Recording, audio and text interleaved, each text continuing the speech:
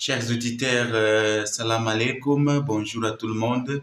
Nous voici de nouveau sur le plateau de notre chaîne missionnaire qui nous livre des informations, les formations sur la vie spirituelle, sur la vie de l'Église et sur la vie missionnaire. Chers frères et sœurs, parvenus en ce 23e dimanche du temps ordinaire, année A, le Seigneur ne cesse de nous enseigner, de nous donner des instructions sur la conduite à tenir par les chrétiens qui a été offensé par un autre frère. Les conflits ne peuvent être ignorés ou encore dissimulés. Il faut faire face aux conflits. Cependant, quand nous nous arrêtons à une situation de conflit, nous perdons l'élan de l'amour.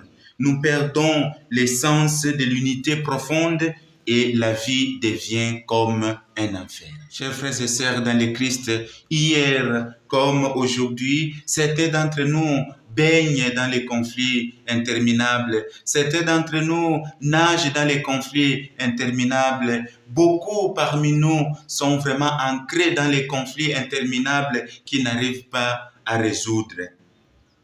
Simplement, peut-être parce qu'ils ont manqué quelqu'un qui peut leur donner un bon conseil pour qu'ils puissent s'en libérer, mais aussi peut-être qu'ils ont un cœur dur et orgueilleux et hautain, incapable de s'ouvrir à la miséricorde de Dieu. C'est pourquoi Saint Jean nous dit, si tu dis que tu aimes Dieu et que tu es incapable de pardonner et d'aimer ton frère qui est devant toi, tu es un menteur. À cet effet, les principes selon lesquels l'unité est supérieure au conflit s'avèrent importants pour les artisans de la réconciliation. Aujourd'hui, ne fermons pas notre cœur, mais écoutons la voix du Seigneur. La voix du Seigneur est celle de libération. La voix du Seigneur est celle qui nous permet de résoudre nos différences, nos problèmes, nos conflits sans blesser ni offenser notre semblable.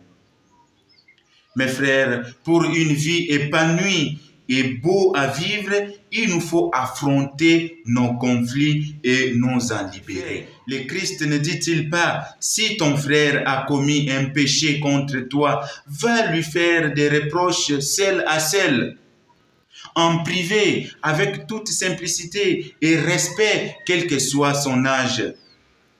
Le Seigneur n'a pas dit, quand ton frère t'a offensé, quand tu as un problème avec ton frère, va l'étaler sur les réseaux sociaux.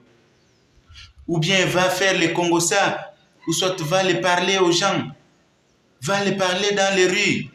Non, non, ça c'est une mauvaise méthode, ça c'est un mauvais processus.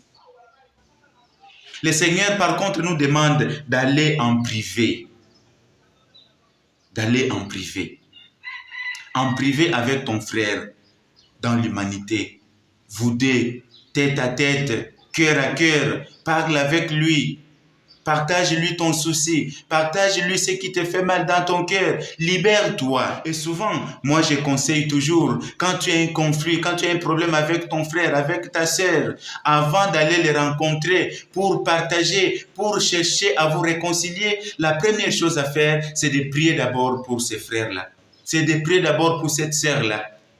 Prie pour elle, prie pour lui, afin que le Seigneur puisse disposer son cœur à écouter cette bonne nouvelle de réconciliation. Car si on ne prie pas pour notre frère, son cœur risque d'être enfermé et il est difficile de faire une bonne réconciliation. Il est difficile de résoudre les problèmes. Il est difficile de résoudre les conflits entre nous si nous ne mettons pas d'abord notre frère en prière. Prier pour lui, afin que le Seigneur puisse ouvrir son cœur, afin que le Seigneur puisse disposer son cœur, afin qu'il puisse nous écouter. Et si alors, à ce moment-là, ton frère t'écoute, tu auras gagné ton frère.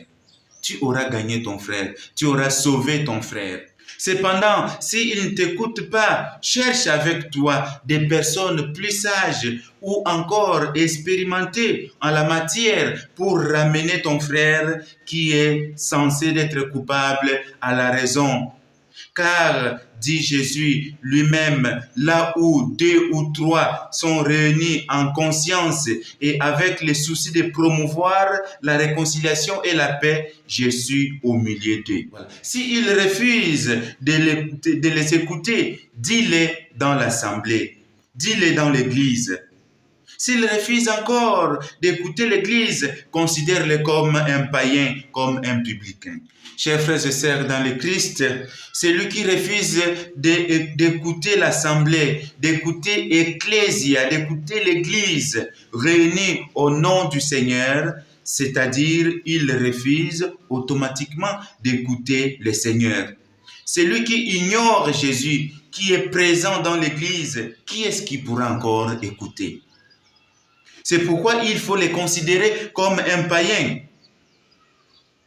Le but d'une telle sanction est justement d'amener notre frère, d'amener les fautifs à de meilleures dispositions et à reconnaître son péché et les confesser.